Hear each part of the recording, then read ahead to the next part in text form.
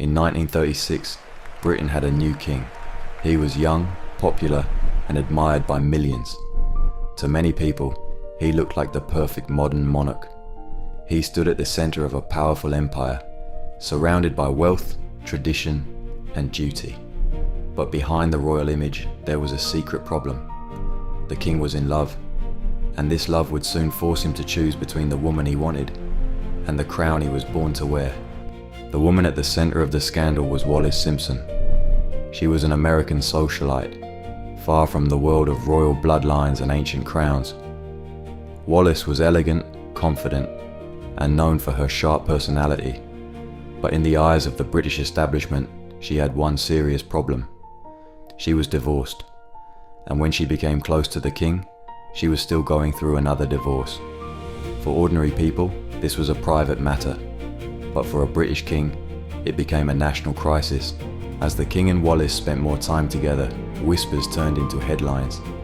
Politicians became worried, church leaders became alarmed.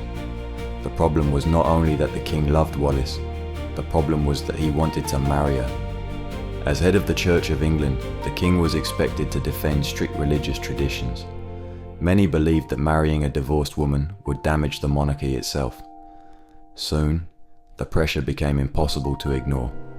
The king was moving toward a choice that would change everything. By late 1936, the situation had become impossible to control. The British government made its position clear. The king could marry Wallis Simpson, or he could remain king, but he could not do both. Prime Minister Stanley Baldwin warned that the government would resign if Edward went ahead with the marriage. Church leaders opposed the union. Many newspapers refused to support it. The king found himself standing alone against nearly the entire British establishment. For the first time, he realized that he might lose everything. For weeks, Edward searched for a solution. He spoke with advisors. He considered different options, but every path led to the same conclusion. If he wanted to marry Wallis Simpson, he would have to give up the throne. The choice was now simple: love or the crown. One represented duty, power, and history. The other represented the woman he loved. Edward knew that whatever decision he made would be remembered forever. On December 10th, 1936, Edward made his decision. He signed the instrument of abdication. With a single signature, he gave up the British throne. The following day, he spoke to the nation by radio. Millions listened. His message was simple. He could not carry the burden of kingship without the support of the woman he loved. The king had chosen love over a crown. It was one of the most extraordinary moments in modern royal history.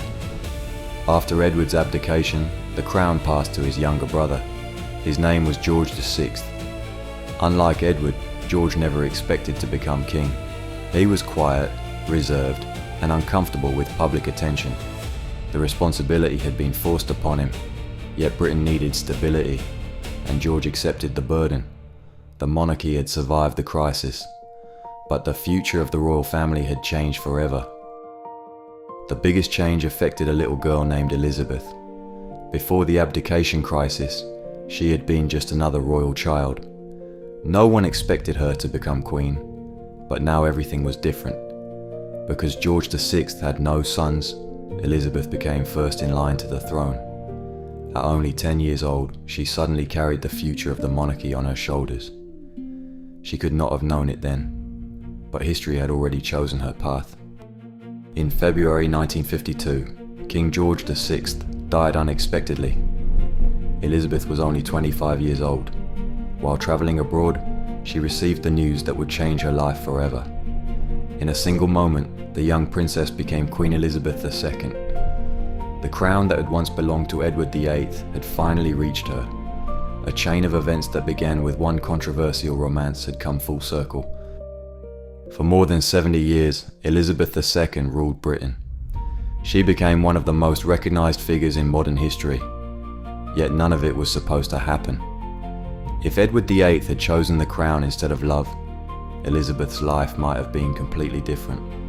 One king chose a woman over a throne, and in doing so, he unknowingly changed the future of Britain forever.